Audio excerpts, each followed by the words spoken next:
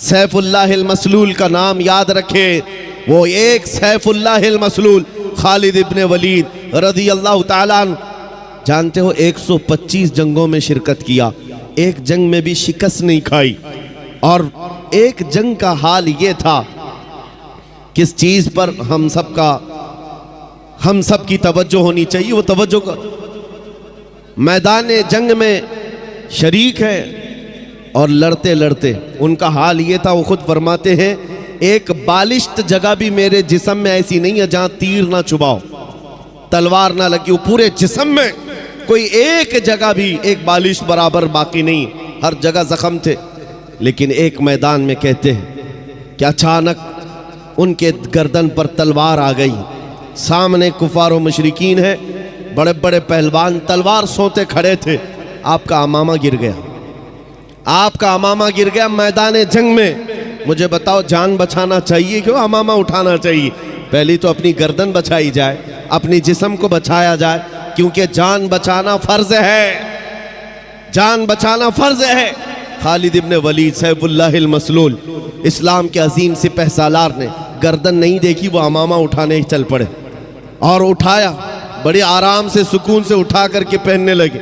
और जिन्होंने तलवारें उठाई थी वो सकते में रह गए। एक छोटा फौजी भी ये गलती नहीं कर सकता, सिपह सालार इतनी बड़ी गलती कैसे कर सकता है? लोगों ने हाथ तलवार उनके नीचे आ गए। उसके बाद जालिमों ने, दुश्मनों ने पूछा, खालिद इब्ने वलीद तुम्हारा ही नाम है? कहा तुम ही सिपह सालार हो, लेकिन ऐसी गलती कैसे कर सकते हो जब तुम्हारी गर्दन पर तलवार लटक रही हो और तुम अमामा उठाने के लिए निकल पड़े हो? पगड़ी बचा रहे हो कि गर्दन बचाना चाहिए? खालिद इब्ने वलीद ने मुस्कुरा कर कहा, तुम्हें पता है मैं जिस जंग में भी जाता हूँ अल्लाह की मदद से फतह याबी जरूर मिलती है और फतह का झंडा गाड़ कर आता हूँ, लेकिन इसके पीछे राज ये नहीं है खालिद बिन वलीद अपने बाजुओं की ताकत पर भरोसा रखता हो और अपने बलबूते ये जंगों को फतह करता हो। मेरा विजदान और यकीन ये है, इस अमामे मुबारका में रसूलुल्लाह के 3 मुँह मुबारका है, रसूलुल्लाह के 3 मुँह मुबारका हैं। और मेरा यकीन यही है, जब तक ये सर पर होते हैं अल्लाह मेरे लिए मैदान आसान कर देता है। निस्बत मुस्तफ़ा पर उन्हें फख्र था, उसी निस्बत पर वो फतह याब हुआ करते थे। ये सहाबा की बातें अर्ज कर रहा हूँ। आपको पता है, एक मर्तबा ईसाइयों ने आपको चैलेंज कर दिया था कि अगर तुम्हारा दीन सच्चा है तो आओ खालिद बिन वलीद, हम और तुम सामने बैठते हैं मुबाहिला। अगर दीन तुम्हारा सच्चा है तो जहर की एक शीशी लाई ईसाइयों ने, कहा कि इसको दोनों लोग पिएंगे, जो बच गया उसका दीन सच्चा है। और ये झूठे लोग इस तरह से कभी आगे आ भी नहीं सकते, चैलेंज तो कर लेंगे लेकिन आ नहीं सकते। खालिद बिन वलीद को जब ये कहा गया, और वो जहर ऐसा था कि अगर चमड़ी पर भी लग जाता तो चमड़ी जल के निकल जाती, और उस जहर को पीने की बात थी। सामने बड़े बड़े पादरी बैठे हुए थे, उन्होंने सोचा था कि डींग मार लेंगे, लेकिन उन्हें पता नहीं है मोहम्मद अरबी का शेर है, नबी करीम सल्लल्लाहु अलैहि वसल्लम के गुलाम हैं।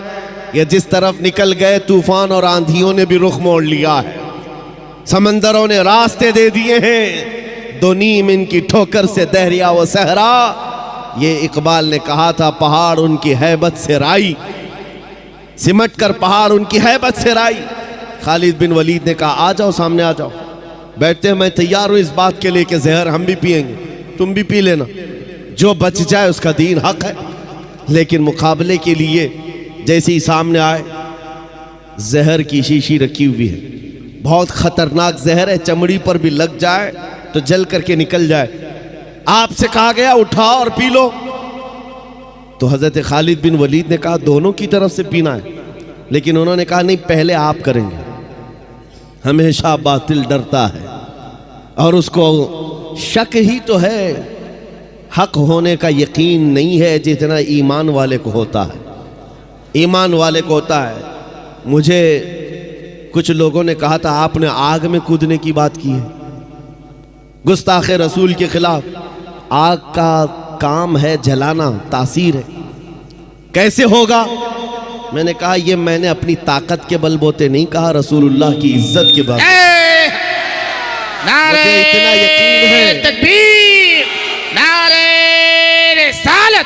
नारे रिसालत, तहफ्फुज़े नामे रिसालत, तहफ्फुज़े नामूसे रिसालत।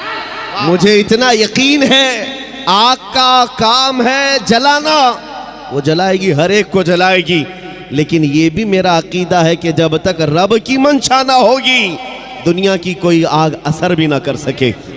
ये भी मेरा ईमान है, अल्लाह अगर चाहे।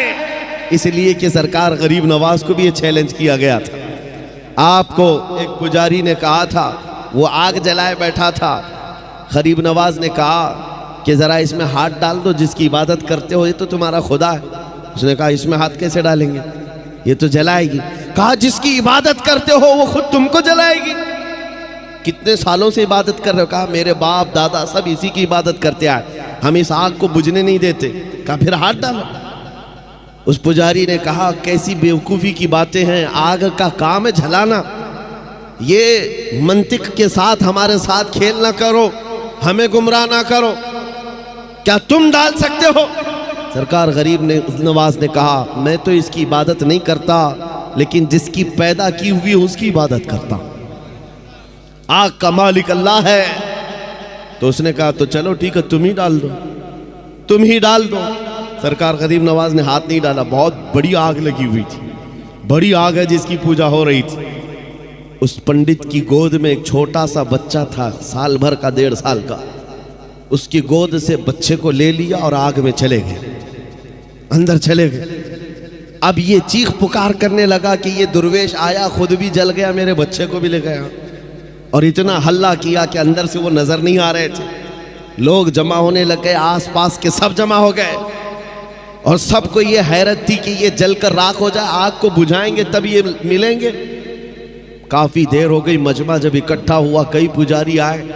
सरकार गरीब नवाज अपना दामन झाड़ते हुए आग से बाहर तशरीफ ला रहे हैं।